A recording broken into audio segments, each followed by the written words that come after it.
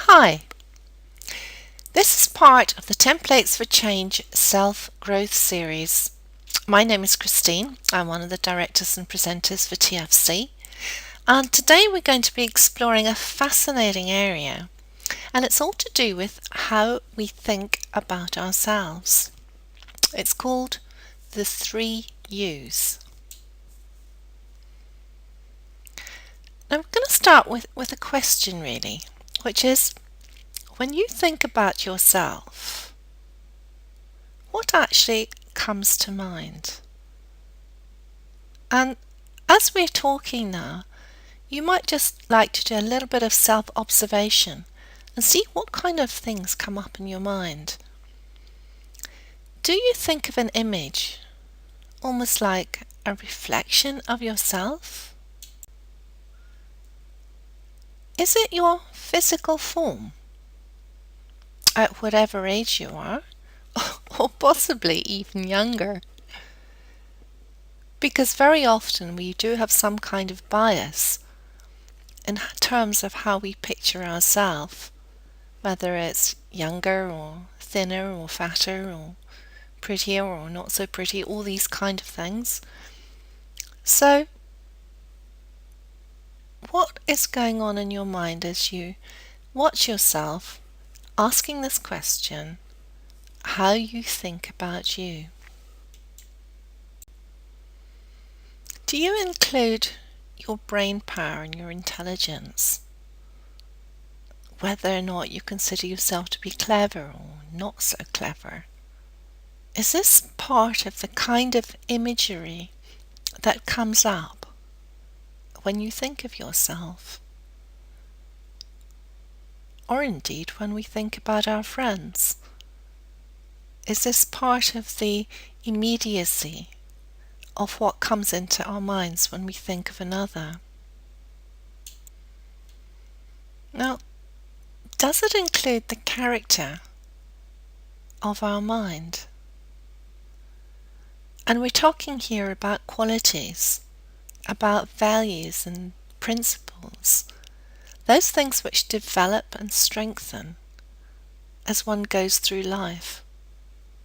It could be something like loyalty, or humorous, or caring, or kind. These kind of things. Is this part of the imagery? And of course I think the imagery in this particular photograph here is certainly of someone who's a bit of an adventurer, someone not afraid of taking risks.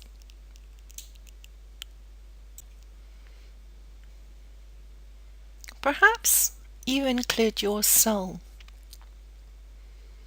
that energizing planetary energy which helps keep all of us alive and well and on track,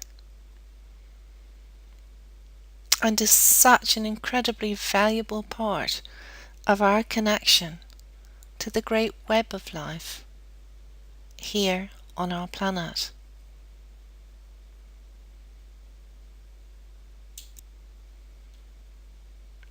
And what about the spirit, the human spirit, your spirit? That universal body of light which can glow and expand when your life is doing what it needs to be doing for one's own inner well-being. And isn't it true that we think sometimes somebody has just lit up? Perhaps when they've fallen in love, or had some great success, or sometimes they're just there in the moment, in the fullness of life, and you see a person and they are so animated and bright and glowing. That's the kind of thing I'm talking about here.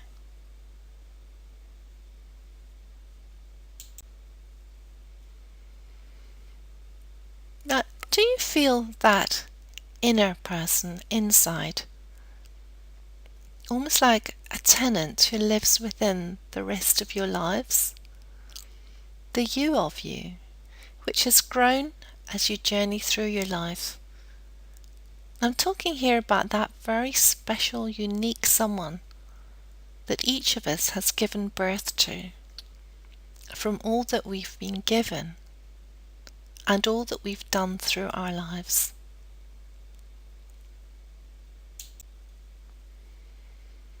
How you think about you opens and closes possibilities.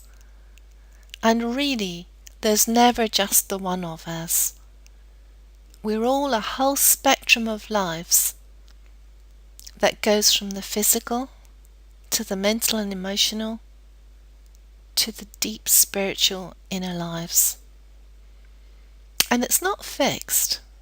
It's an ongoing, vibrant, growing possibility, whatever our physical age. Indeed, as the physical life gets more frail and a person ages, it may very well be the strongest time for those inner lives. And of course, it's building a platform for a new beginning, the beginning of the next life, whatever that might be.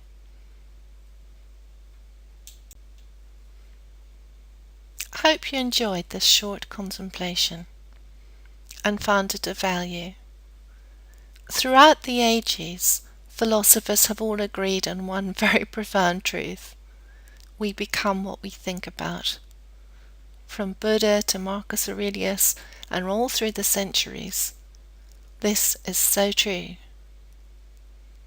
So I do hope this has been an opening and enjoyable and interesting process that we've been through together. Bye for now.